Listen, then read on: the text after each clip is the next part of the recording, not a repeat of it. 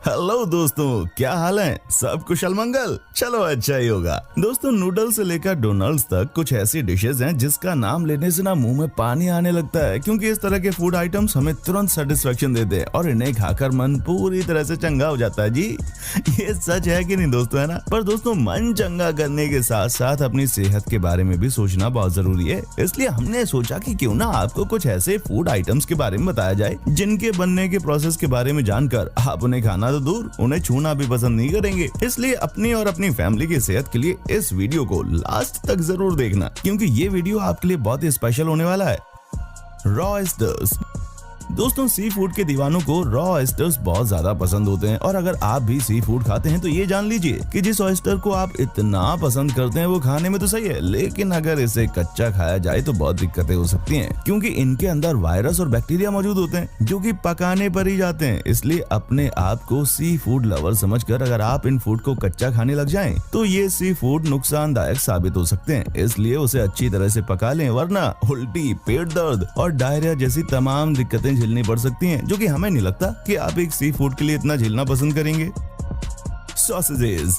बात करते हैं सॉसेजेस की, जिन्हें लोग हॉट डॉग के अंदर डालकर बड़े मजे से खाते हैं। फिर उन्हें लगता है कि वो उन्हें खाकर मीट के बेनिफिट ले लेंगे। पहले हम आपको बता दें कि सॉस कई अलग अलग जानवरों के मीट को मिलाकर बनता है। ऐसे में ये आपको बिल्कुल भी नहीं पता कि आप किसी जानवर का मीट खा रहे हैं, और साथ में मिक्स होने की वजह से इनके अंदर मौजूद प्रोटीन की मात्रा भी कम हो जाती है, क्योंकि कुछ जानवरों के मीट में हाई प्रोटीन होते हैं तो कुछ जानवरों की मीट में लो प्रोटीन। ये थोड़ी सी अनहाइजेनिक भी है, जिसकी वजह से तरह तरह की बीमारियां भी फैलती हैं। आप सोचकर देखिए एक बार कि कई सारे जानवरों के मीट को एक साथ मिला दिया जाए और फिर उनसे कोई चीज तैयार कर ली जाए। सोचकर मन खराब हो रहा है ना दोस्तों, क्योंकि मीट इंडस्ट्री में इसी तरह से चीजें बनकर तैयार होती हैं। इसे बनने से पहले वो बिल्कुल वैसी नहीं दिखती जैसी बनने के बाद दिखती हैं। इसलिए अगर आपको हॉट डॉग खाने का शौक है ना, तो ज्यादा नहीं, बस इंटरनेट पर ये डाल दीजिए कि हॉट डॉग बनता कैसे है। उसके बाद आपका मन ही नहीं करेगा इसको खाने के लिए, है ना? Good idea.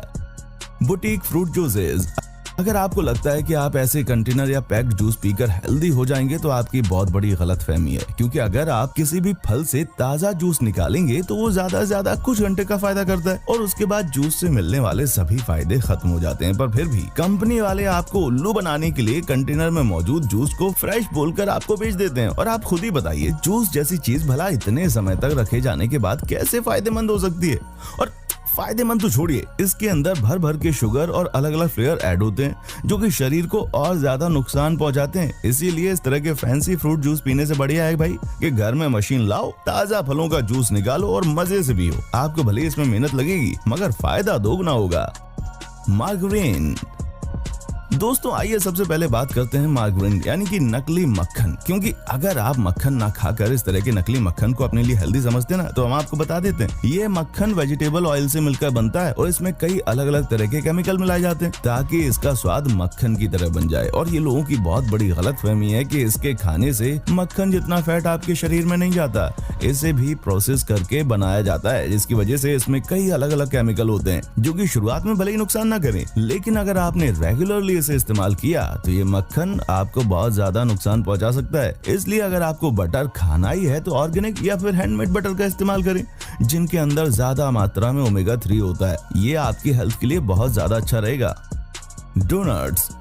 दोस्तों, अब आइए नजर डालते हैं डोनट्स पर। इसे देखकर कई लोगों के मुंह में पानी आ जाता होगा, है ना? ऐसे में इन्हें दर्जनों की संख्या में अपने घर लाने से पहले ये जरूर जान लेना चाहिए कि इन्हें डीप फ्राई किया जाता है। फिर इसके अंदर काफी मात्रा में शुगर मिलाई जाती है, जो कि खाने में बहुत बढ़िया लगती है, लेकिन खाने के बाद इसका इम्पैक्ट शरीर पर बहुत ही गलत तरीके से पड़ता है, क्योंकि नेचुरल शुगर सेहत के लिए जितनी अच्छी है ना, रिफाइंड शुगर उतनी ही ज्यादा नुकसान देती है, जो आपको इंस्टेंट एनर्जी देने के बाद आपकी हालत और भी ज्यादा खराब कर देती है। इसलिए जब कभी भी आपको कुछ मीठा खाने का दिल करे ना, तो थोड़े पल के लिए आपको अच्छा लगता है, लेकिन उसके बाद आपको बेचैनी महसूस होने लगती है, क्योंकि रिफाइंड शुगर इसी तरह तो काम करती है। इसलिए अगर आप हेल्थ कॉन्शियस हैं और आपने अपने आप को फिट रखने का सोच लिया है, तो इस टेस्टी डोनट्स को आपको ना कहना पड़ेगा मेरे दोस्त।